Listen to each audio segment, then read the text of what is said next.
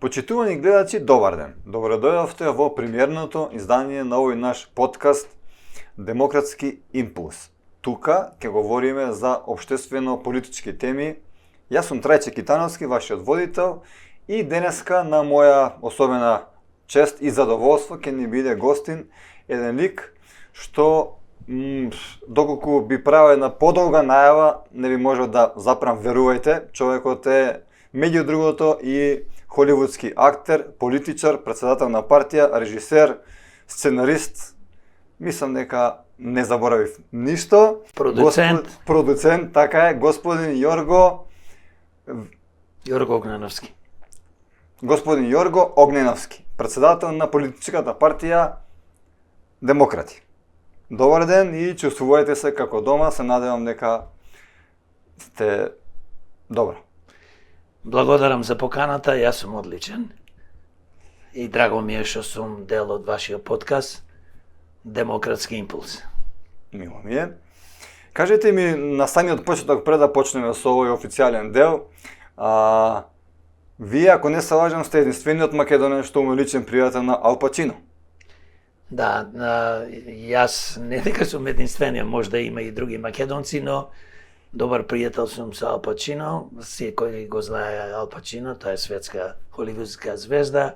Човекот е прекрасен, познавам и други звезди, се разбира, живе во Америка 30 и нешто години, живе во Лос Анџелес, има 2 компании за производство на филмови, каде се појавува во улога на продуцент, режија, сценарист и актер. Браво. И имам снимено повеќе долгометражни играни филмови, така да бев доста задоволен, но пред 7-8 години одлучив да се вратам во Македонија и да живеам тука, да работам, да творам и да си ја спасиме ова наша убава Македонија. Чувствувате веројатно дека можете многу да придонесете и да дадете на ова наше општество и да се променат некои политички гарнитури.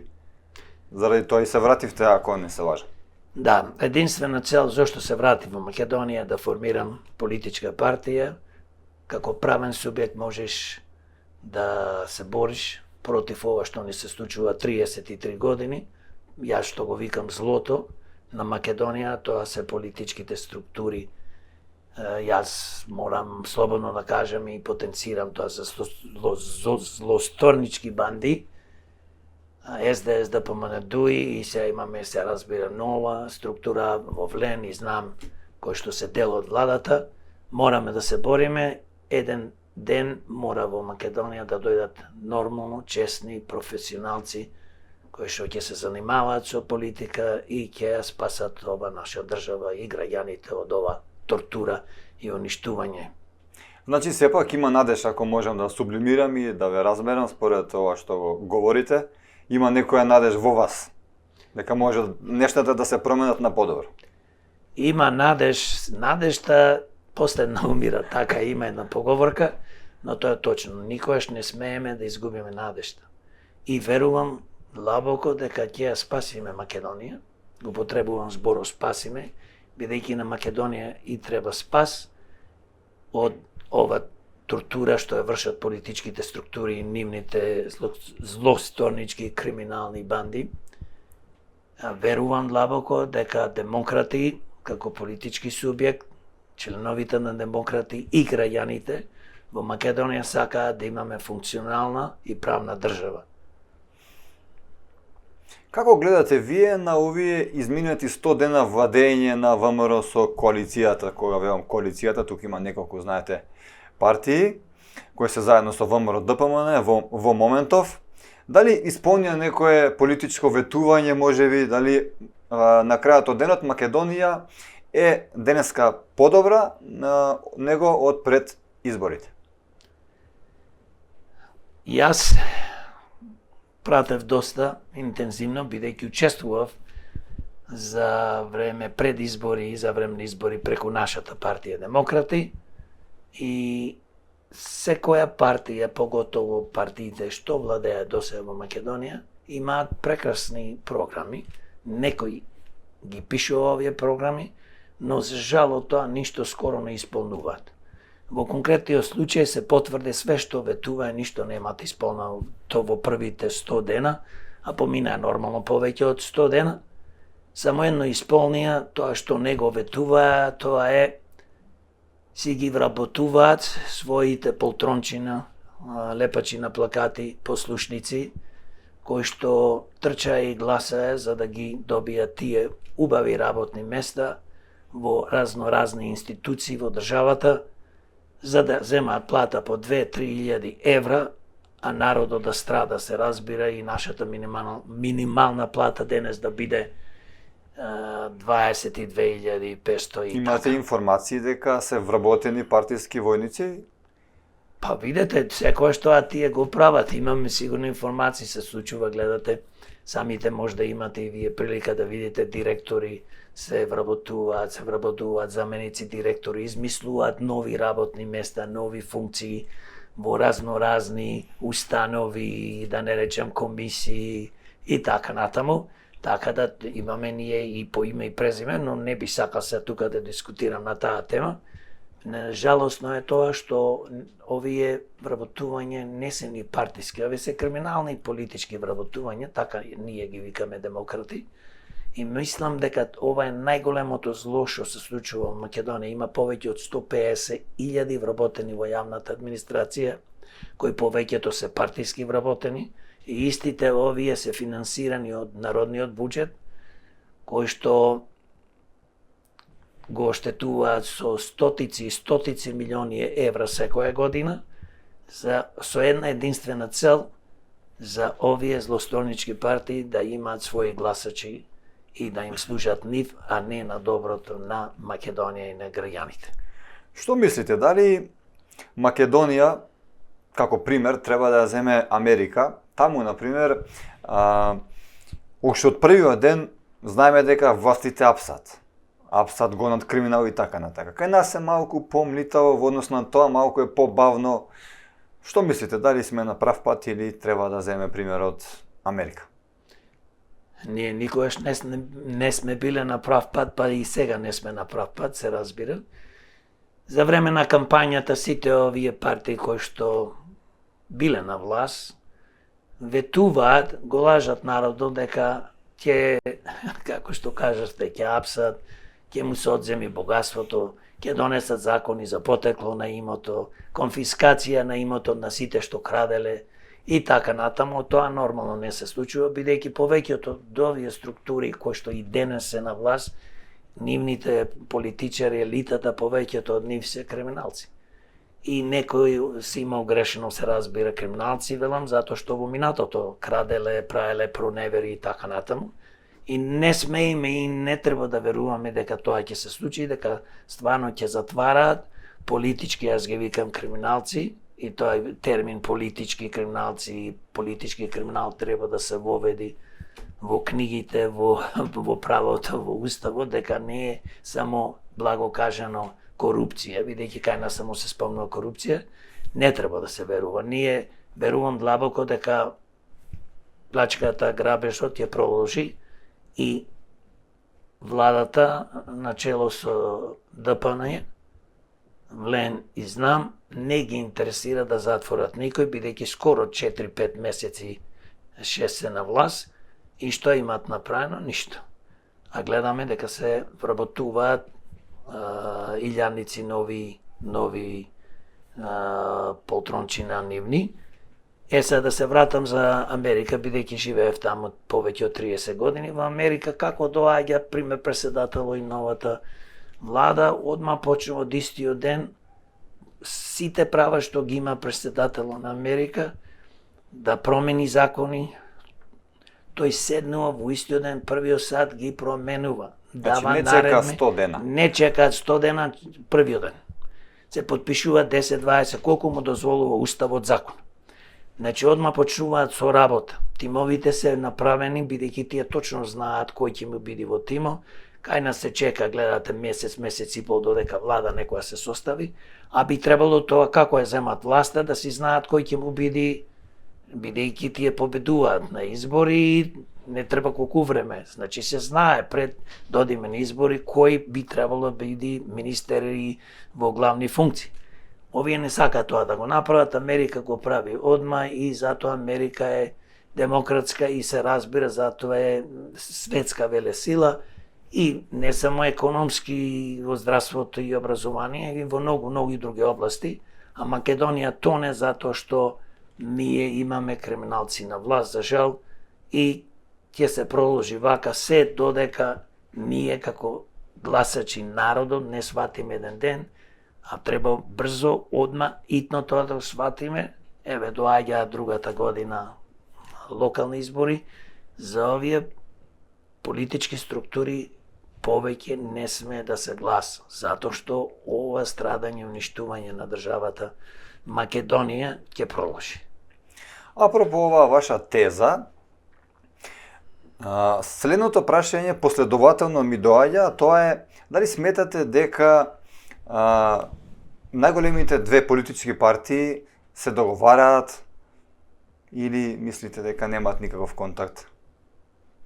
Па види, мало дете тоа го знае дека тие се договараат, кога имаат заеднички интереси, се договараат во собрание, одма итно се носат закони. Сите гласаат, пример кога треба да се, еве ќе кажам пример со зголемување на платите, одма се договараат да се зголемат платите, или кога е во заеднички интерес се гласа нов закон во собрание. И се разбира, соработуваат, бидејќи и заедно си крадат, одделена група на политичари од двете партии, заедно соработуваат во бизнес на плачка на народот, така да нив не треба да им се верува повеќе, а тие се знае како велиш најголемите, јас ги викам, не се тие најголеми, тие се најголеми криминални политички структури, СДС да помане. Самите така се нарекуваат најголеми, па... Ама забораваат да го стават зборо најголеми криминални политички структури во Македонија, за жал. И да, соработуваат и затоа ние пред се како граѓани, како народ треба да сватиме, се додека гласаме за ова зло, што го спомнав, Македонија ќе тоне, а нашите животи, за жал, ќе се уништуваат и нашите деца ќе заминуваат во странство. А знаеме сите добро, Македонија без млади нема иднина. Така, тоа е ваше мислење. Би сакал сега да поразговараме околу некои политичари, например, што мислите околу назначувањето на Радмила Шеќеринска, таа како вечен политичар, за заменик секретар на НАТО. Дали она, како вечен политичар, ќе повторам, има капацитет да одговори на оваа функција? Видете, НАТО е организација, мојтна воена организација и нивната одлука не би сакал да ја коментирам. Тие имаат право да изберат кого сакат. Но сакам да коментирам околу Радмила Шеќеринска, бидејќи таа повеќе години е на политичката сцена, дел од СДС. СДС, како и секоја што кажуваме, е тешка криминална политичка структура. Од времето на Бранко 1991, 2, 3, 4 до ден денес ја уништуваат Македонија. Не само на приватизација неправилна и крадење, грабеж на фирмите и на богатството на Македонија од одредени поединци и креиравме олигархија, до испуштање на стотици илјади вработени, осиромашување на државата. Јас никогаш не би дал подршка на Радмила Шеќеринска да биде заменик секретар на НАТО. Мислам дека е неспособна, а не повеќе што ме вреѓа, што доаѓа од криминална политичка структура. За незе не би сакал повеќе да зборувам. Тоа е нешто што морам да окажам и ние, демократи, не го поддржуваме нормално. Не ја поддржуваме. И не верувам дека нешто ќе направи посебно за НАТО.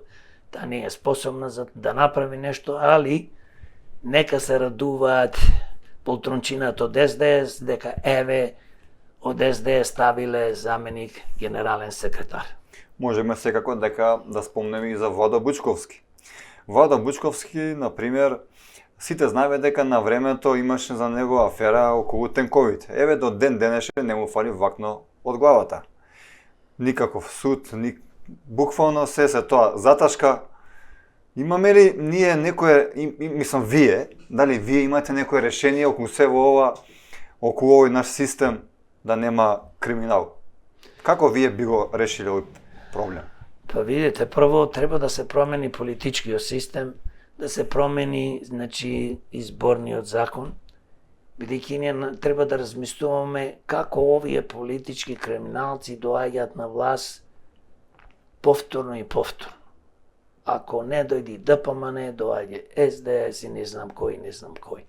Значи, мора да промениме изборниот закон, мора да воведеме отворени листи, бидејќи отворени листи е нешто што дозволува ние граѓани гласачи да гласаме за квалитетни личности, за професионалци, луѓе со богато животно искуство, поточно со богата биографија, бидејќи никогаш не смееме да гласаме ни за партија, ни за личност, ако нема добра биографија. Од пример во последните 20-30 години. Бидејќи биографијата кажува све, нивните достигања, нивните квалитети или нивните мани, а и во таа биографија постои дека некој бил криминалец или не знам што, или е мрзлив, или не е креативен. Значи, мора тоа да се воведи покрај овој изборен законник, една изборна единица и да се контролира, тотално да се контролираат изборите, тоа може да се постигне ако на секое избирачко место се постават камери. И тука не можеш да ги крадеш никако гласовите. Значи, вие сте за една изборна единица? Сигурно со отворени листи и за други промени, како што реков, тотална контрола на избирачките места преку камери, каде што ќе се види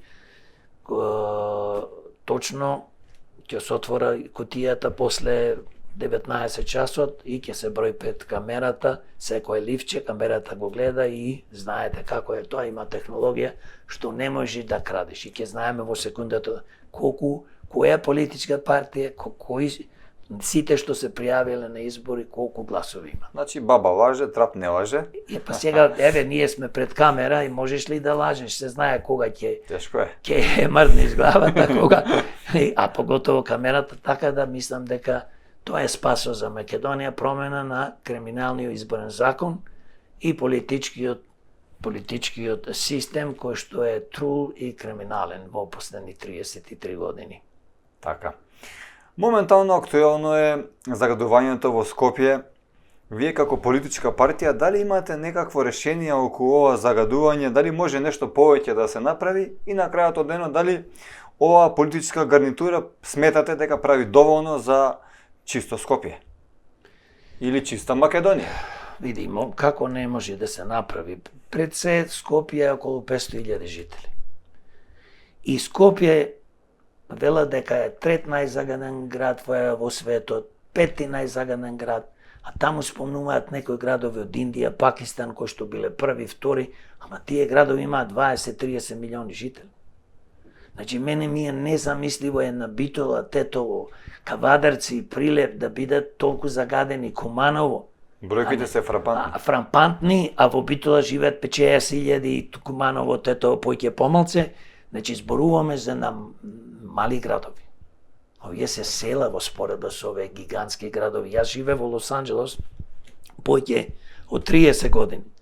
И како што кажав, значи, Лос Анџелес се смета најзагаден град во Америка, бидејќи е огромен град, милионски град, повеќе од 10 милиони и така натаму живеат во Лос Анџелес. Сакал неќе ќе биде загаден. Нормално, но загаденоста е во споредба, пазите, Битола и Скопје се позагадени градови од Лос Анџелес и да не речем од други милионски градови, како Мексико има преку 20 милиони, Кајро има преку 20 милиони. Па во нешто сме на врвот. Ние сме точно во врвот, инаку имаме, ние имаме решение. Значи, светот работи денес на обновлива енергија. Ние треба да градиме централи за производство на електрична енергија.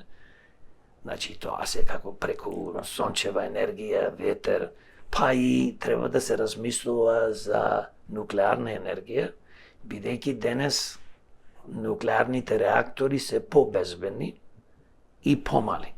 Бидејќи ние не сме огромна земја, немаме стотици милиони жители, нас не ни треба премногу електрична енергија, ни треба колку ни треба, ако нешто произведеме, и да се размислува за можност, како што кажав, има во светот технологија, се работи на тоа, каде што не е проблем повеќе да има некои катастрофи како во Чернобил или во Јапонија и така натаму.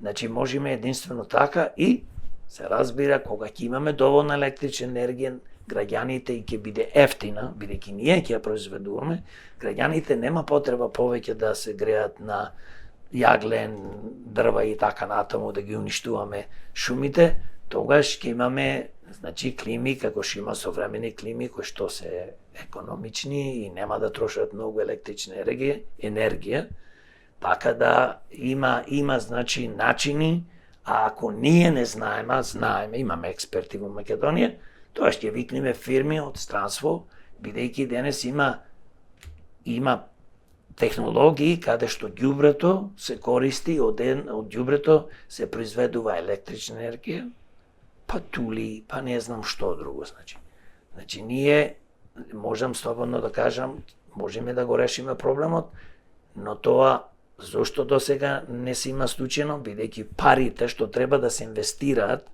во животната средина ги крадат нон-стоп. Мислите немале идеи или немале знаење или не сакале доволно? Не дека немаат идеи, не знам и дали имаат идеи, туку се работи за група на политичари или партии кога ќе дојдат на власт, тие се навикнати во последните 30 години да размислуваат на тендери, па да украдам некој динар, па да се збогатам, да купам некој стан или повеќе стана, па детето да си го пуштам во странство да студира на факултети од 50-80.000 евра. Нив не ги интересира Македонија или животната средина да подобар животот во Македонија и да биде подобар за сите граѓани. Гледате денес дека ние секојдневно дишиме отровен воздух. Повеќе од 3000 граѓани умираат од загадувањето, од отровниот воздух. Такви статистички податоци имаме, најверојатно таа бројка е многу поголема. И умираат збором, кај се луѓе уште илјадници што се разболуваат од загадувањето. Ние само имаме некој податок, умираат, тоа е трагедија. Во една земја како што сме ние мала, пак ќе речам, ние не сме градови од 5, 10, 20, 30 милиони, па ќе бидеме загадени. Значи, за жал на власт се 33 години криминални структури што не ги интересира ништо друго, освен пари, моќ и богатење и да живеат раскошен, расипнички живот. Податокот вели дека само во Скопје над 3000 луѓе умираат токму од загадениот воздух. Над 3000 луѓе, што е стварно фрапантен податок. Доколку ве сватив со вашето решение, имаме ситуација вин-вин, ем поевтина струја, ем воздухот веќе нема да биде загаден. Така да тоа е одлично.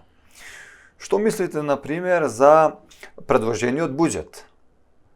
Дали е инвестициски и реформски или спротивно? Буџетот на Македонија за 2025 година се предлага да биде 6 милиарди 500 милиони евра. Не е ни инвестициски, не е ни прогресивен, нема ни допринеси за развој на економијата, здравството, образованието, инфраструктурата, животната средина. Нема ни да го подобри животот на пензионерите, кои што ги лажат со 2500 изголемување.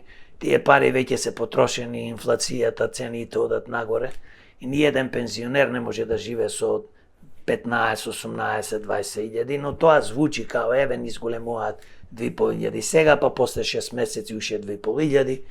Нема да биде добро за никого, па ни за тие нивни вработени кои што се во јавните администрации и за жал повеќето земаат по 25-6 денари. Се фалат со зголемување на професорите, на учителите и така натаму, но тие зголемувања се минимални и никакви. Јас како демократ пред се и дипломиран економиста Исто се занимавам со бизниси, работам кога имам време и кога можам на берзата, значи имам познавање од берзата и така натаму. Имам добро познавање, просто кажано, преку моето искуство живеејќи во Америка 30 години и имајќи ги своите компании. Околу ова прашање, што мислам, доколку вие бидете, например, премиер, како би го решиле ова со буџетот? Па видете, една работа треба да се знае. Буџетот, државниот буџет треба да биде буџет каде што повеќето пари ќе се трошат во капитални проекти. Кога зборувам капитални проекти, не е капитален проект да се плаќаат платите на вработените во јавната администрација. Капитални проекти демократи подолго време предлагаа е следното. Ние секоја година, наредни 10 години, треба да инвестираме по 2 милиарди евра во капитални проекти. Што значи тоа? Капитални проекти, градење на фирми, фабрики, производствени погони, градење на електрани и све друго што е потребно, инвестирање во земјоделството. Во земјоделството ние треба да имаме најмалце 50 мини фабрики за производство на храна, финални производи. Не смее во Македонија ништо да се фрла. Со 360 сончеви денови, да. Ние, замислете, зборуваат во Росоман, па праски, па не знам вамо млеко, па како може би не смее ни една праска да се фрли. Тоа треба да се преработи и се разбира кога ти го произведуваш и го доведуваш до финален производ, можеш да го продаваш на светскиот пазар. Ние сме мала држава, не можеме цел свет да ураниме, но да продаваш тоа што ќе остане, другото да продаваш тука и да ги намалиш цените. Ако го заокружиш производството, почнуваш, имаш компири, па правиш готова храна или месо и така натаму, произведуваш месни производи и ние како луѓе пред се, како луѓе знаеме точно што треба да направиме, но најголем проблем постои денес во Македонија, што за жал доаѓаат на власт луѓе неспособни тоа да го направат, бидејќи тие се фокусирани и имаат некоја желба само да украдат, да дојдат до лесни пари, да се збогатат, нивните фамилии најблиски да живеат тој раскошен расипнички живот, а за граѓаните, народот, земјоделците, пензионерите и другите луѓе не им е гајле. Бидејќи видите, кога ќе инвестирате секоја година наредни 10 години, тоа се 20 милиарди евра во капитални проекти, зборувам фабрики, производствени погони, електрани, бидејќи ние не можеме да одиме напред ако увезуваме астрономска цена за електричната енергија. Така. Значи, некој вели цената е, пример, се увезува во Франција за 50.000 евра киловат, а ние увезуваме, пример, за 150. И автоматски евра. Автоматски ние, што правиме? Ние ги богатиме, поточно тие се богатат, трговците и политичарите, кои што земаат некакви провизии и живеат од тендери.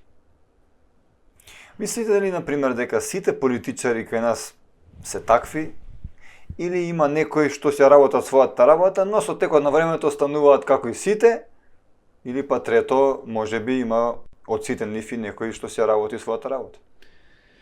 Видите, од 100 политичари може да еден, двајца, тројца се поштени, но бидејќи за жал тие двајца, тројца, 5 души кои што се во тие криминални политички структури, како СДС, ДПМН и другите, тие немаат друг избор него да прифатат и тие да бидат криминалци.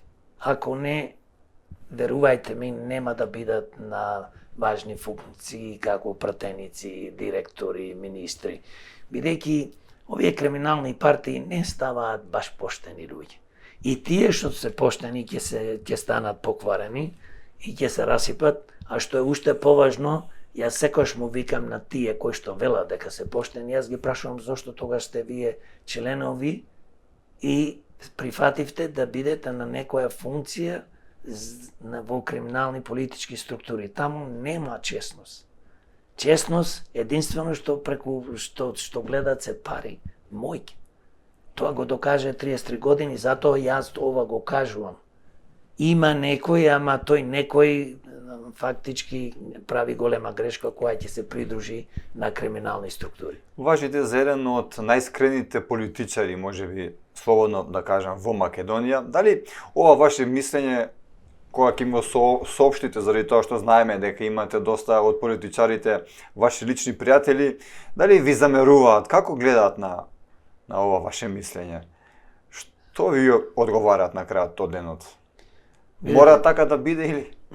Тие знаат дека тоа е вистина што го зборувам, но велат, баш за жал, некој вика, бе, што се бориш за правда и за народа, вика. Дојди си, вика, во нашите партии, вика, ќе си фатиш добра функција, ќе си имаш убав живот. Јас имам убав живот, јас се занимавам со политика. Секојаш велам и некој ми замера, јас не сум политичар. Но се занимавам со политика затоа што сум принуден да направиме нешто добро за граѓаните. Заедно со граѓаните, со народот, бидејќи демократ и јас како претседател, не можам да променам ништо без подршка на народот и на граѓаните. Бидејќи Македонија пропаѓа и ние како народ, како граѓани живееме мизерен живот. Повеќето. Тука 10, 15, 20% можам да кажам живеат подобар живот, тоа 1-2% дали толку се супер богати, кои што го стекнале повеќето од нив, да не речем 100%, богатството со плячки, со лаги, и јас морам тоа да го кажувам и едно секој ќе кажувам, дека ние мораме да победиме за доброто на Македонија, за доброто на народот, мора да се бориме. И сите кои што го слушаат моето зборување, овој подкаст, да сватат дека работите нема да се променат ако ние заеднички не се бориме.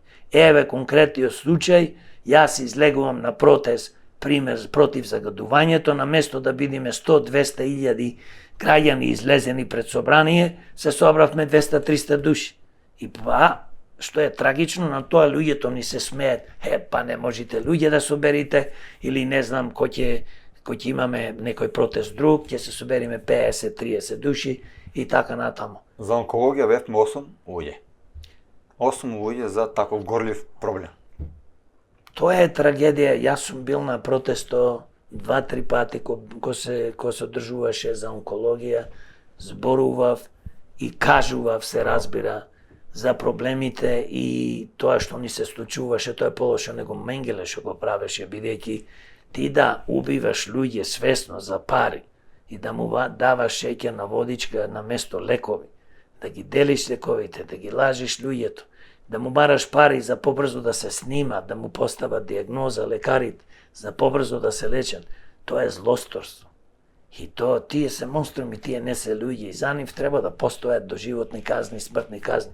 Значи, ние можеме тоа да го направиме демократи и се разбира ако добиеме довербата од граѓаните да менаџираме со државата, со други паметни луѓе ги има во Македонија, многу, но за жал многу од луѓето во Македонија не излегуваат на тие протести од проста причина што се плашат, мислејќи дека овие злосторнички издруженија што се на власт, злосторници ќе му направат нешто, ќе избркат од работа или не знам што, но тоа мислам е погрешно што размислуваат така и треба секој од нас да се бори за сите, за себе.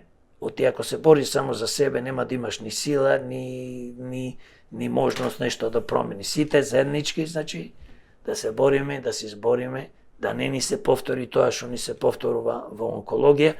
И за жал да кажам дека денес во онкологија уште тие проблеми постојат, не е средено кој што треба, не му работат апаратите, луѓето не можат диагноза, нема доволно, значи, лекари, медицински персонал, ниту лекови. Ниту лекови за жал. И како ние ќе лечиме нашите болни кои што му е потребна помош.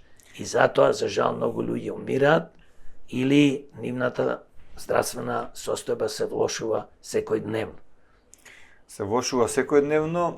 Спомнавме онкологија. Мене лично можам да посведочам како пример за мојата мајка ми беше барано, значи тоа не иде конкретно то не иде цифри, него познавам човек на пецкен, ако сакаш преку ред, преку ова, преку она, што може да ти помогне со подобар доктор, да ти закаже да ова, да она.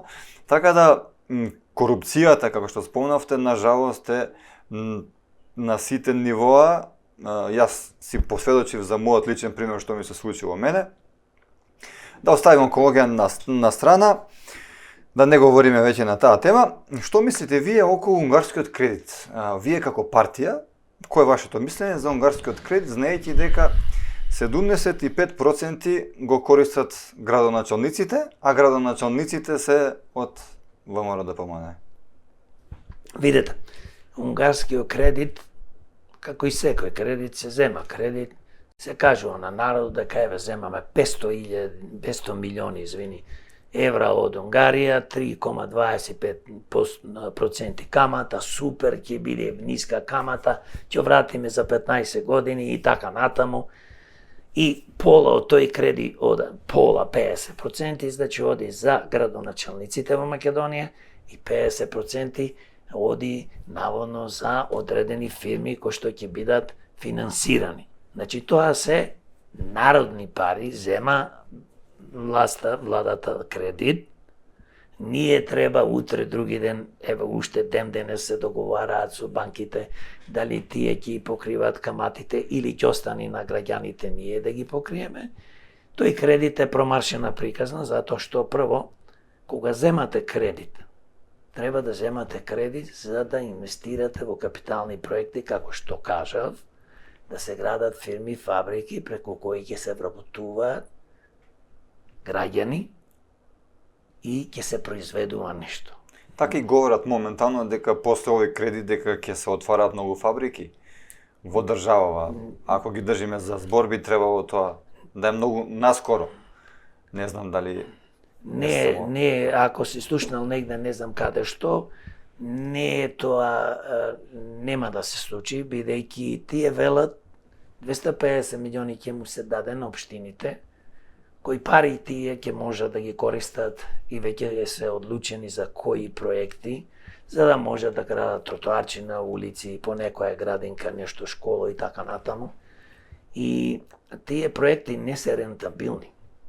Тие се проекти одржување, убризгување пари во општините за да ги поддржат, повеќето секако се нивни градоначалници, конкретно 75% на ДПМН да речеме, и да ги поддржат нивните градоначалници, неспособни градоначалници, да поддржат нивните неспособни советници, за да убризгаат пари во општините за утре да може да ги купат гласовите, бидејќи знаеме во 2025 година ноември ќе има избори на локално ниво за градоначалници и советници. И тие пари, пак ќе речем, кога се земаат на кредит, не треба да се обризгуваат, да се даваат на општините, туку треба тие пари да се трошат за производство, за градење на фирми и фабрики, што ќе се креираат нови вработувања. Значи, ние треба да произведуваме нешто, дали е тоа точаци, дали е дечка храна, што и да било. Ние не можеме се разбира да произведуваме авиони и коли и така натаму, не знам како светска некоја медицинска опрема или лекови, бидејќи немаме кај нас ни стручњаци, ни имаме доволно пари. Но овие пари требаше да се убризгаат ние како држава, заедно со приватниот можда капитал, да градиме фирми, фабрики, да градиме, пример, зборуваме за електроцентрали. Знаете дека во Македонија има политичари што веруваат и што јавно говорат дека може да се инвестира и во вселенски летала. Може во се да се, како и некој што зборува. И друга работа, сакам да кажам, другите 250 милиони ќе биле давани на одредени фирми, бизниси. Тоа се, верувајте ми, ќе бидат повеќето нивни миленичина, фирми кои што, еве, со текот на годините ги финансирале, спонзорирале овие политички партии, нивните блиски пријатели, нема да бидат давани на фирми кои што се нивни, да кажем, не се нивни миленичина и кои што тие фирми немаат никаква корис, а од друга страна, зошто народните пари, нашите пари, на народот, на граѓаните, бидејќи кредито треба да се враќа. И ние земаме кредит и државата ги финансира со некој си поволен кредит бизнисите. Бизнисите треба да земаат кредити од банките. А што вели нашата држава, наводно власта, вели, па се овака ќе дигнеме економијата. Нема да ја дигнеш економијата, тука постои голем ризик некој од овие фирми да пропаднат, да не ги вратат.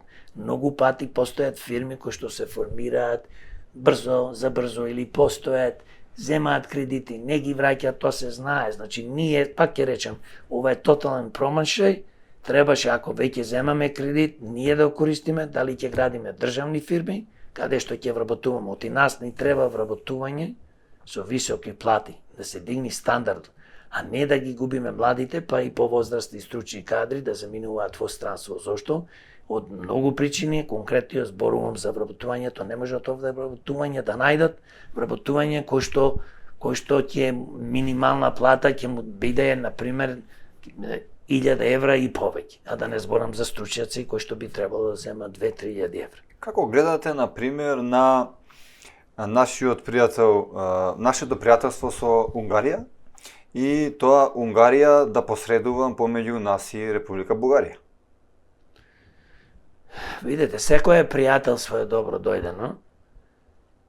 Јас немам против Унгарија, немам против бугарската држава, поточно бугарскиот народ и така натаму, но имам против, зборувам се на конкретниот случај Бугарија, бидејќи со години, со децении не негира како народ пред се македонски, негира јазикот, негира историјата, македонската историја, негира културата и не нарекува вештачка творевина.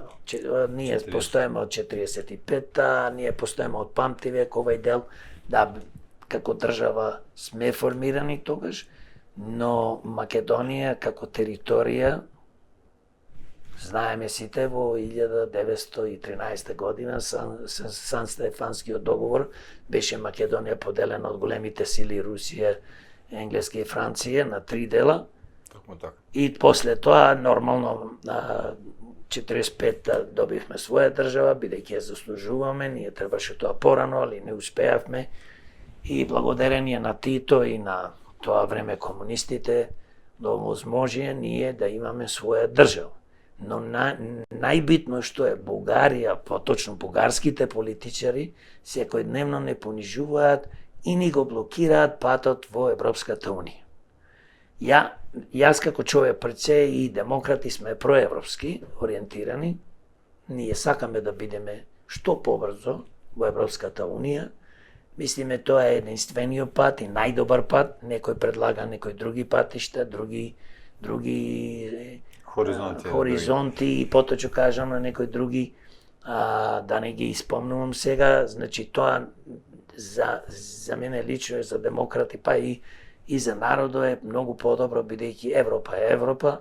Ние сите кога одиме на печалба, одиме во Европа, одиме на Америка, одиме на Австралија. Никој не оди во тие други држави кои што одредна група на луѓе ги форсираат. И на краја на криштата, нас не ни треба диктатура, нас ни треба демократија, вистинска демократија. Значи, во овие западни држави постои во повеќето нив демократија и покрај тоа што одредна група на граѓани во Македонија не се сложуваат и тоа е нормално и јас немам ништо против некој да сака ние да одиме друго место и да се движиме, но едно само можам да кажам дека за нас лично Европската унија е единствениот пат, немаме друга алтернатива, географски припаѓаме на Европа, не можеме сега ние да одиме во Јужна Америка и со нив коалиции да правиме. Господин Јорго, но дали мислите, например, дека ние како Македонија сме направиле се за таа Европа, а дека не ни е дадено тоа што ни следува, или мислите дека не сме ги завршиле добро домашните задачи? Дали само Бугарија кочничар или и до нас е нешто? Види, има повеќе фактори, можам слободно да кажам, една од најголемите причини треба да ја гледаме во Македонија. Европа бара од нас да имаме правен систем, да нема криминал, да нема корупција, Кај нас постои во изобилство криминал и корупција и може светот да учи од нас, поточно овој политички криминал. Значи, ние 30 и нешто година само знаеме, зборувам политичарите, да плачкат. Јас го сакам тој збор повеќе него грабеж. Па народски е. Народски е така, да ја кажам вистината наместо да кажам корупција. Значи, зборуваат и другите држави дека треба да средите проблемот со криминалот и корупцијата. Значи, можам слободно да кажам еден пример. Соединетите американски држави на Македонија до сега му имаат даено, поточно спонзорирано $500 милиони за да има реформи во судството. Од тоа нема ништо. Кај се парите? Најверојатно повеќето се испокрадени. Пак од кој од тие лопови, дали се во судството, политичарите, јавното обвинителство, сегде кај да се свртиш имаме криминал. Ова ве запрашав токму заради тоа што има многумина наши политичари кои велат дека ние како Република Македонија направивме се, но ете не сакаат. И исто така велат дека, например, Бугарија е примена со многу помалку исполнени домашни задачи, него дека ние сме понапредни кога било времето за примање во Европа. Не се работи, ние се не треба да гледаме Бугарија им направила помаци, ние повеќе. Ние треба да гледаме да го решиме проблемот со реформите, борба против криминалот и корупцијата, една за секојаш да се уништи тој криминал, поготово е политички криминал, бидејќи тоа е најопасна форма на криминал. Го поттикнува, поддржува, го спонзорира, како сака стопанскиот криминал, митото и корупцијата. Значи, еднаш треба со тоа да се заврши. И друга многу важна работа, покрај Бугарија што не стопира за да влеземе, може да се случи некоја друга држава и нормално крај нема на Бугарија на нивните барања, што ние треба да направиме од промена на учебници, од не знам што и не знам што. Туку јас секојаш кажувам и пак ќе кажам во подкасто дека Европа исто има голем проблем. Затоа што Европа донесе закон за одредени работи да бидат изгласени, вклучувајќи го проширувањето во Европската Унија, поточно Европската Унија, да има консензус од 100%. Тоа се пример 27 држави. Една држава ако не гласа не може да помине одреден закон. Така. Сега европските парламентарци, има од нив доста во последните 2-3 години се борат тој закон да го променат. И јас велам како демократ и порако патувам до Европската Унија да си го промени законот. Не се работи само за проширување на Европа и Македонија за да влезе, се работи дека тие имаат огромни проблеми и пречки да донесат закони и дури за нивни потреби како што се економски, воени и така натаму стратешки интереси. Една држава ако каже не се носи овој закон не може да се донесе. Значи проблемот е исто во Европа. Значи самите тие, една Германија огромна со по 90 милиони народ, економска сила во светот, во првите 5-6 држави во светот, ги има истите, замисли, права и моќ како примерена Бугарија, кој што има 6, 7, 8 милиони народ и нивниот глас на Бугарија и гласот на Германија исто важат. Не е така во Соединетите американски држави, која се гласа за председател или за други личности кои што се гласа и пример конкретно случај денес кога имаше избори помеѓу Камела и Трамп за председател, тука имаше се избира и да речеме и други функции, се гласаше. Калифорнија, бидејќи повеќе од 40 милиони, најголема држава по број на жители, има 54 бодови. А некоја си Монтана има пример 2, бидејќи има само милион жители. Значи не може тежината на гласот да биде исто. Токму заради ова, сега сакаат, насетувам дека сакаат да смислат една Европа за сиромашни, па таму да не вметнат нас без никаков проблем. И каде што гласот нема да не биде исти, нормално со Германија и со Бугарија. Значи Европа за сиромашни. Дали сте вие за овој пакет да влеземе по секоја цена во некоја Европа таква, или сакате да ни важи гласот исто и да имаме права сите исто како што ја знаеме Европа до ден денешен. Видите, јас сакам ние да влеземе во Европската Унија што побрзо, бидејќи економски ќе бидеме помојни и во сите други аспекти. Но не сакам да влеземе во Европа по секоја цена, се разбира, да не направат нас конкретен случај како што со Бугарија, бидејќи ја секојаш велам Бугарија, државата Бугарија, политичарите се непријатели број 1 на Македонија. На жалост. Тие не ни се нас пријатели број 1.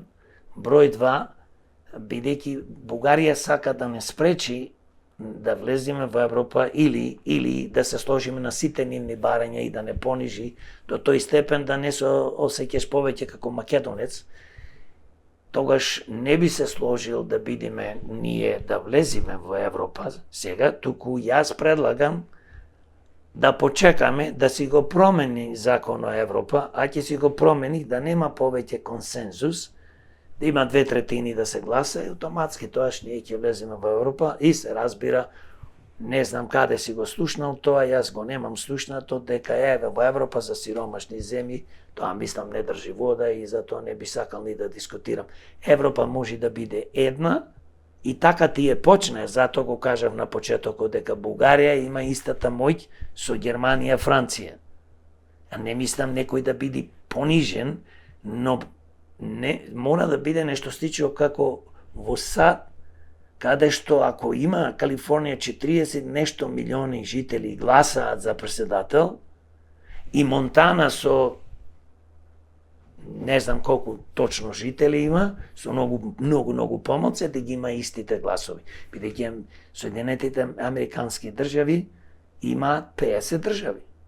И не може на секој гласо да биде. Зборуваме за глас, не зборуваме за правда, инаку сите се рамноправни. Но кога се гласа, затоа викам најдобро Европската Унија да си донесе закон, како што се борат европски некои пратеници, да нема повеќе консензус, да биде како и кај на што е.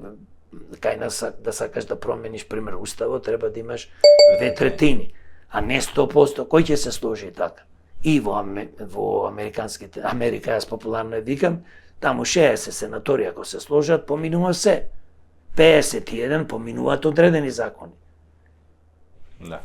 Мислите дека е возможно Европа да се реформира на тој начин што поскоро вака, според вас, колку време вие и давате на Европа за да се реформира? Што мислите околу се ова?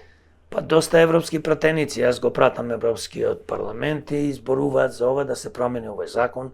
Нормално има отпор од одредени, поготово е помали држави, кои што како Бугарија и нив не му одговара. Тие сакаат да имаат истата моќ како што е поголемите држави. Но видите, за да имаш иста моќ, тоа треба исто да допринесуваш. И не само по бројка на народ, да допринесуваш економски, да допринесуваш научно, да допринесуваш.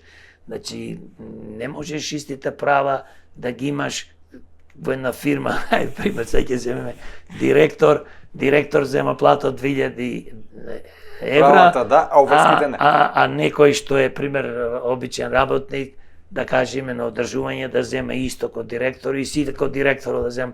Значи, треба да се вреднува нештото према колку вложуваш, квалитет, стручност, искуство и така натаму како што се вреднува во светот. Дали имаме шанса, најпластично, во наредните 10 години, според вас, таа Европа да се реформира и ние да влеземе во Европа? Да. Верувам дека Европа ќе се реформира, јас можда не ти одговорив директно на прашањето, и пратениците се борат, ќе се реформира, тоа повеќе нема да го имаме како пречка. Бугарија не сака, не знам која држава, тоа што треба 7, 6, 8 држави да не сакат, а нема толку држави што не сакат, и најдобро е за нас да ги прекинеме преговорите со Бугарија, да ја распуштиме историската комисија, тоа е најдобро, да му покажем на Бугарија на светот дека ние сме во право, светот ќе слушне за тоа, нормално поголемите држави и Европа, тие сакат преговорите да течат. Тоа е политика, да теча, вие да се договарате, слушајте Да го, се случува. што зборува премиер, овој, па и претходниот. Да, мора да преговараме, па формира нова историска комисија, брука невидена. Мицко е чудо премиер, не знае кај тера.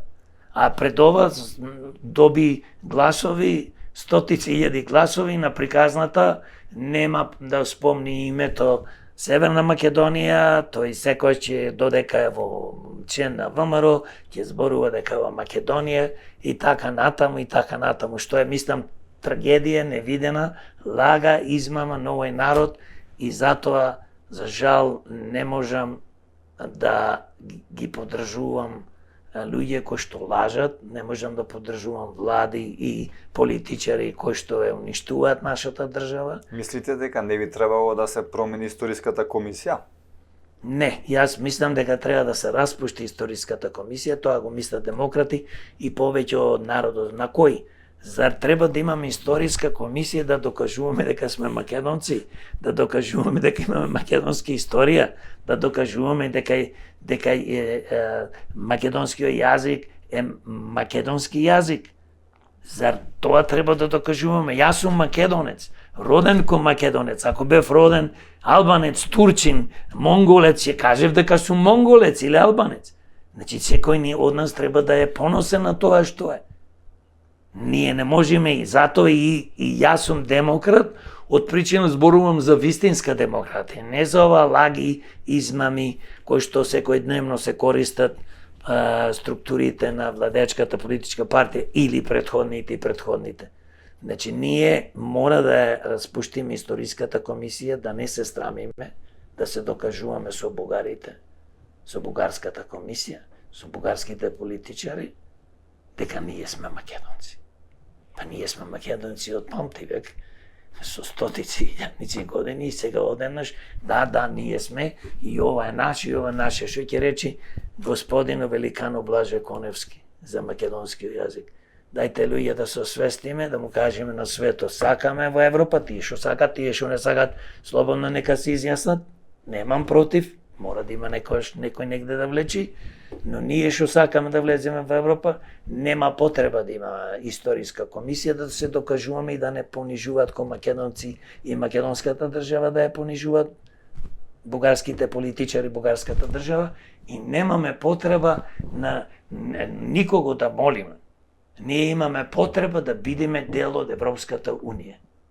И тоа ќе биде подобро за сите нас, географски сме во Европа.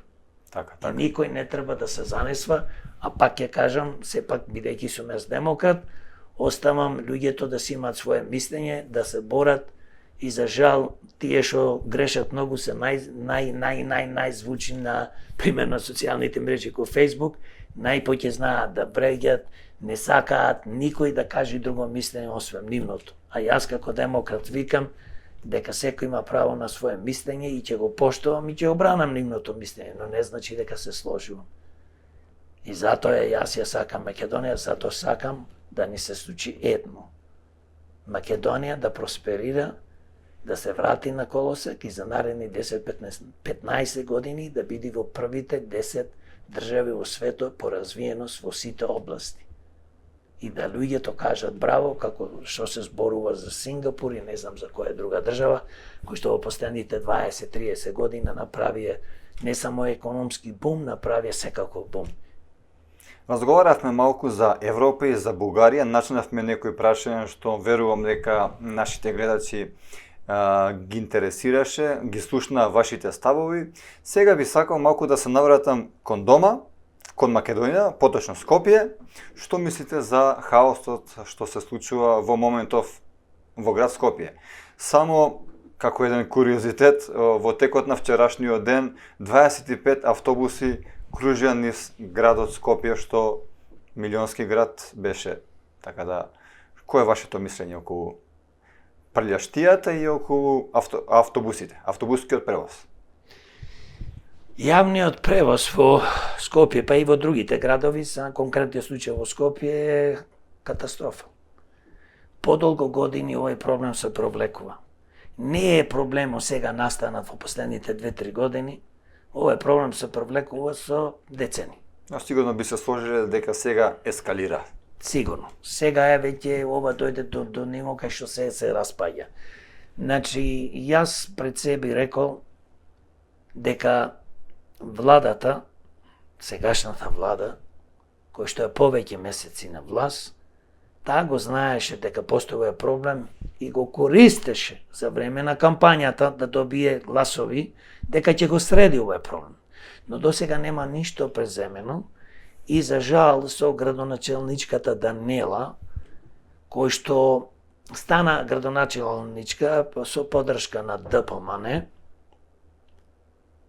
денес работи против градоначелничката веќе 3 години, не се сложува да се купат автобуси, да не зборувам му борџат на некоја фирма за гориво, тоа е брука невидена, држава да му борџи или град, и денес тие се борат крваво што побрзо да ја турнат од власт Данела, за да си стават свој полтрон послушник, свој градоначалник во Скопје. Бидејќи ние ваѓаме на Фейсбук видеа, пишуваме за ова ситуација, Така. зборуваме за неправдата, не сакам никого да бранам. Вие како премиер, што би сториле, како би го решиле овој горлив повеќе деценички проблем? Па види, за да го решиш овој проблем, прво треба да имаш пари. За да имаш пари во оваа држава, треба да развиеш економијата. Значи, треба ние да креираме пари, не само да земаме кредити. Но најважно да се реши проблемот во Скопје, конкретниот случај, е како што понуде градоначалничката за време на изборите дека 250 минимум еколошки автобуси ќе бидат набавени. И тоа е, ти мораш да ги набавиш тие автобуси, ако не се 250, можда 300, можда 400. Веќе ако земаш кредит, ако немаш пари, ќе земиш кредит да ги набавиш тие автобуси. Од друга страна, не можеш ти да не го плаќаш, ќе си најдиш пари горивото и да му борџиш на компаниите, како вчера што кажа, нема повеќе да ви даваме, и да имаш, да не му исплаќаш редовно плата на вработените во јавното предпријатие. Мислите дека државата нема пари за да плати гориво? Има, кажав, ова е борба помеѓу ДПН и градоначалничката. Тие се прават да ја прикажат дека таа е виновна и со тоа што да се сигурно да направат притисок и да си даде отставка, да ја променат и едноставно да си постават свој човек. Тоа е цела причина. Но, да не навлегувам се во тоа, многу е важно, ако ние менеджираме држава, тоа нема да се случи. Затоа што ние имаме огромни проблеми во оваа држава. Прво имаме пренатрупана администрација.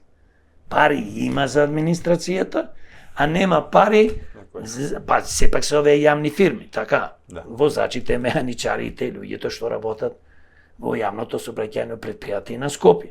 Ти не можеш Скопјани или кој да било граѓани да ја оставиш на улица. Имаш стари луѓе, имаш луѓе кои што немаат пари, кои што немаат коли, кои што се болни. Замислете, деца не оделе во школа или доцнеле токму заради јавниот превоз и запишувани си имаат неоправдани. Не може кој да им ги оправда тие неоправдани. За мене е неразбирливо, несватливо да оставиш еден град, а Скопје е главен град на Македонија, без јавен превоз. Ова е геноцид што се врши врз граѓаните во Скопје од страна на владата.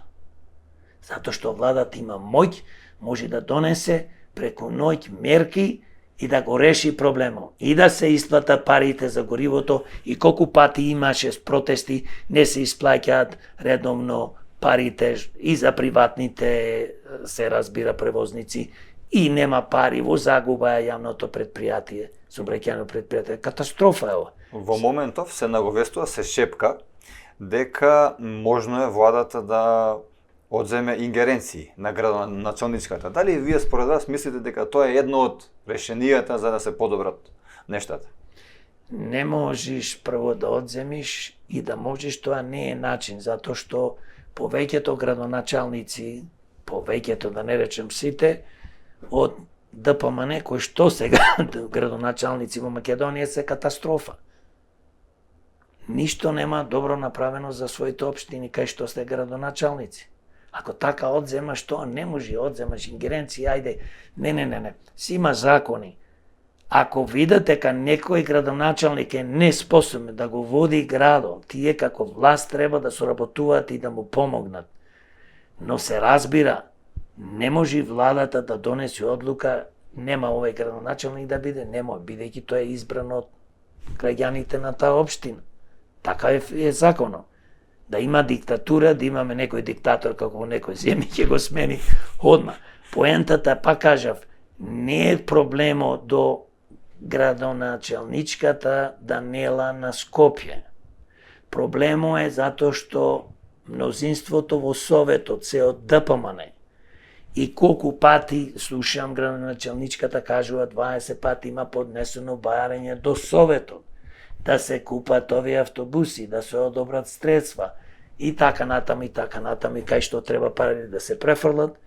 Советот, кој што е мнозинство од ДПМН, не го прави намерно, пак ќе речем, за да ја прикажи градоначалничката дека не способна и дека таа е причината за овој хаос. Има заедничка средба со градоначалничката Мицковски, премиерот. Со нејзе, дали ја поздравувате оваа средба? Дали мислите дека од такви идни средби може да се пронајде решението, клучот на оваа катастрофа што му се случува во моментов на Скопје? Јас не мислам дека од средби ќе се реши проблемот, туку треба владата да донеси одлука. Има резерви во гориво, во нафта, бензин, не е битно. Ако треба да одма итно да ги обезбеди овие што се автобуси да се обраќаат, а во меѓувреме да седни да го решат проблемот, се разбира, и со градоначалникот, и со Совето, и да донесат одлука да се купат овие автобуси, да се обезбедат финанси, да може јавното сообраќајно предпријатие на Скопје да работи и луѓето да не страдаат. Значи, тоа е моје мислење и така само може да биде, но за жал, бидејќи работите тие ја поставија да биде градоначалничка, но сега се закараја и веќе 3 години не сакаат да се видат и ова ќе си трае се додека не имаме наредни избори во ноември со надеж дека криминалната ДПМН ќе има свој градоначалник на Скопје и ќе продолжат да го плачкаат градот и уништуваат. Дали покачувањата во образованието и во здравството според вас се реални или мислите дека сето тоа е шминка и не се доволни? Не може да бидат реални во образованието да му покачиш 5%. Прво му покачи, не знам колку нула, колку проценти, па нормално, еве ние ко демократи пишувавме, зборувавме, снимавме видеа и други луѓе се бунеа за тоа е мизерија. Па сега му покачија во образованието 5%. 5%, што се 5%? Ја ќе ви кажам 5%. На еден учител, ако му е платата 35-40 денари, тоа е негде околу 2000 денари. 2000 денари му покачуваш плата и го лажиш дека не се секирајте, ние и другата година и под другата ќе гледаме, тоа е мизерија. Значи, не може плата на учител, а да не зборувам и за професори и така натаму, во државните факултети, кои се доктори на науки и професори, платата да биде пониска за учител во основно училиште помало од 1000 евра. Помало од 1000 евра и повеќе. И во зависност од искуството. Според вас тоа е столбот што треба децата тие не ги образуваат и мора плата да имат како што треба. Па видете, минимална плата, секогаш се зборува за минимална плата, минимална сатнина, минимална што е и да е, ние немаме сатнина овде. Затоа што треба да ги заштитиш сиромасите или конкретниот случај во образованието, учителите и вработените таму, не може учител кој што ти го учи детето да има помалку од 1000 евра плата, а ваму зема 30, 25, не знам кога почнуваат, со колку почнуваат, точно 25-6 до 30, и со искуство, зборувам со искуство по 20 години учители да земаат 38-40 денари. А кога знаеме каква се извинувам, Се случува. каква скапотија постои во Македонија и дека со тие пари никој не може да живее, но што е поважно, ти не го цениш трудот на учителите, професорите, а очекуваш да те ги учат децата, што и јас очекувам и да земаат и 20.000, но тоа не е фер. И втора работа, да зборнам, малце сакам за здравството. Да. Се извинувам. Да, слободно.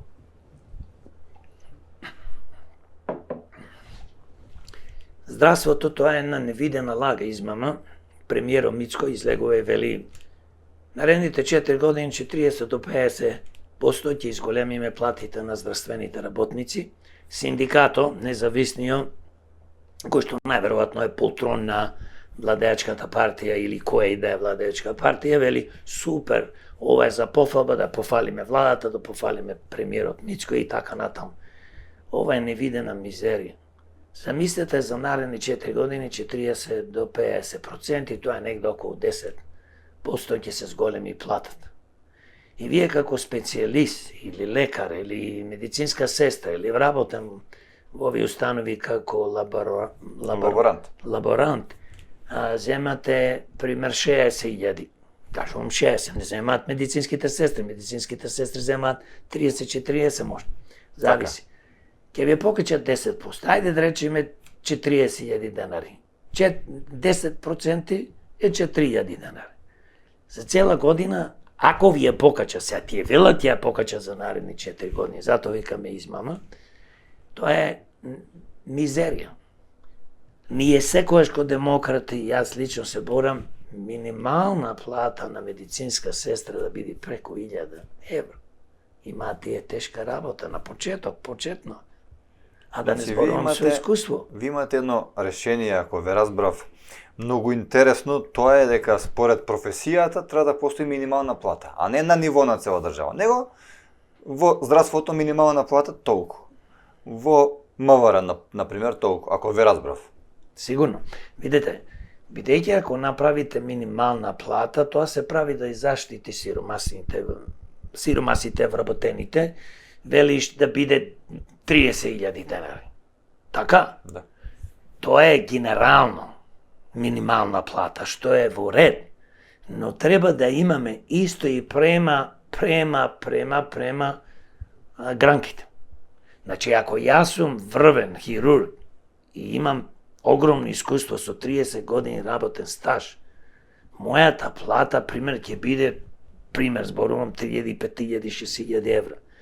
Но минимална плата во здравството треба да има посебно, ќе биде толку према тежината на работата.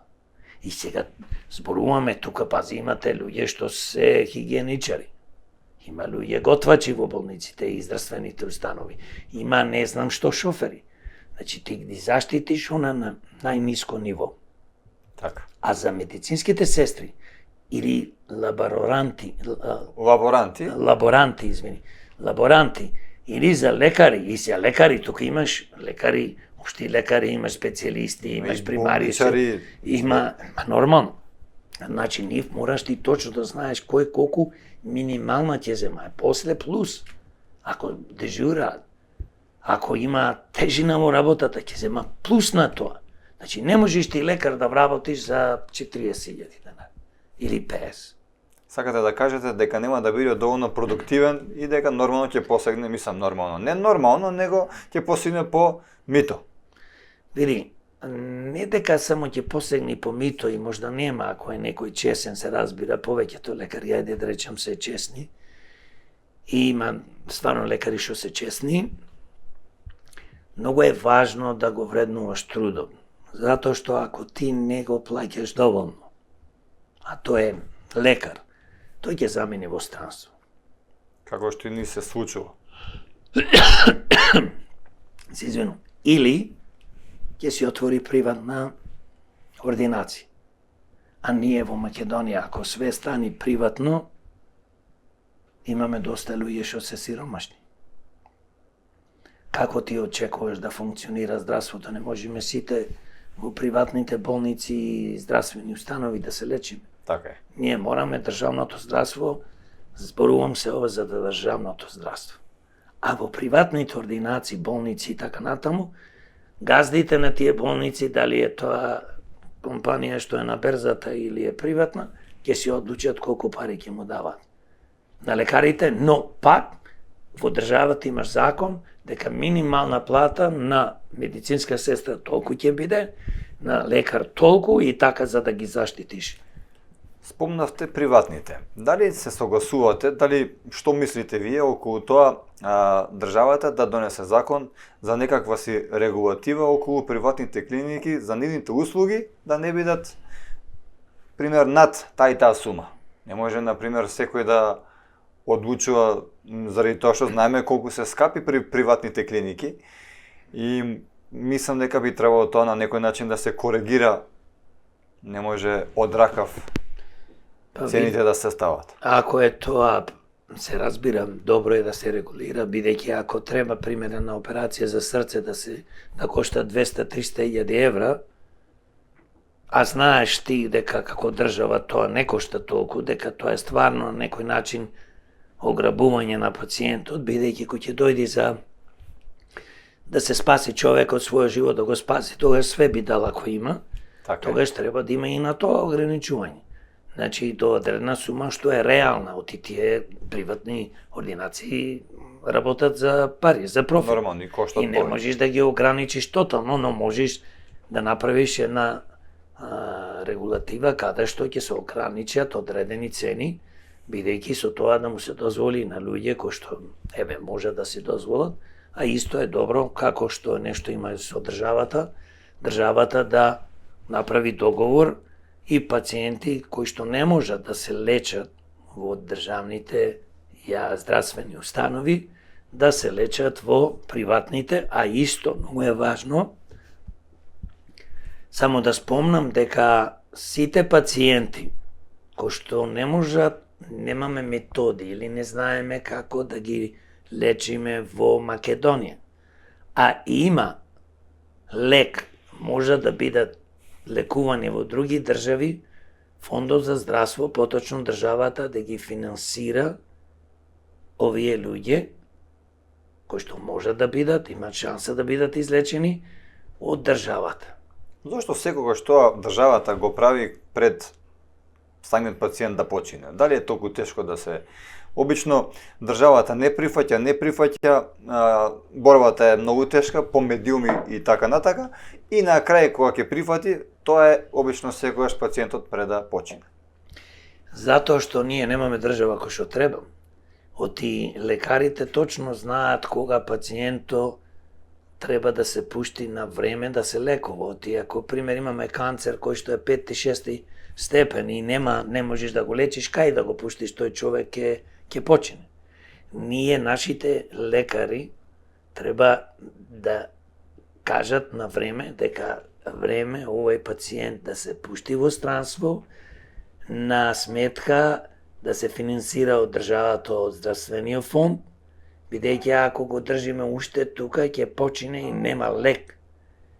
А тоа, бидејќи државата нема такви закони донесено, а треба да ги донесеш повеќе закони, кои што ќе ги принудат на некој начин и лекарите да внимаваат, да пазат и на време да даваат препорака за овој пациент мора да се пушти во странство за да биде лекуван, и тоа се прави значи со паметни луѓе, честни луѓе, хумани луѓе, како што се луѓето во демократи и воопшто како што имаме во Македонија, и лекари, и медицински сестри, и медицински персонал кои што стварно се борат да спасат човечки животи, но за жал имаме и луѓе кои што се занимаваат со мито, корупција во здравството и во сите сфери на живење. Господин Јорго, сосема за крај, како едно посебно прашање, го чував, а тоа е, ме интересира и мене лично и нашите гледачи, а тоа е што мислите според вас,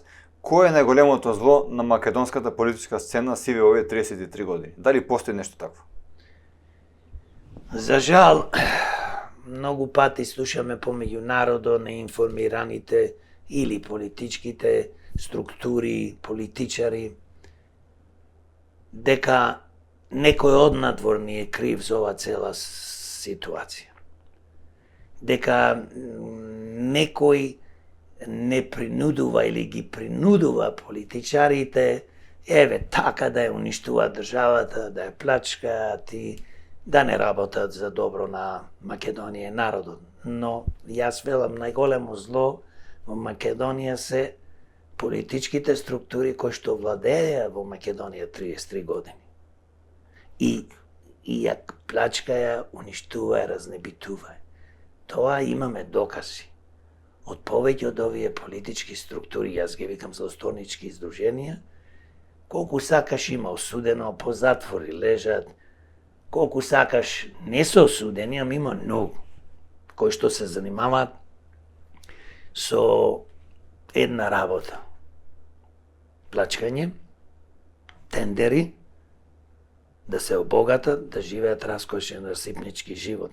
И за крај не сакам да му спомнам името на овие политички структури, самено ќе ги наречем, дека демократи формираат фронт за спас на Македонија, ги каниме сите граѓани на Македонија да се спротивставиме против ова зло што досега не уништуваше 33 години и да си спасиме нашата држава, да креираме правна и функционална држава. Господ да ја благослови Македонија и македонскиот народ и сите народи и народности во Македонија. Многу ви благодарам на вашето гостување. Имавте прекрасни и интересни ставови, досега неслушнати ставови за нашата јавност. Убеден сум дека успеавме да го задржиме вниманието на нашите ценети гледачи и се надевам и верувам дека повторно ќе се видиме во нека наредна прилика токму во ова студио. Благодарам, секојаш сум расположен да зборуваме за доброто на Македонија и народот. А вас, драги гледачи, гледате ни другата емисија, другиот подкаст, доколку ви се допаднавме, нормално стиснете лайк, сабскрајб и споделете го ова видео.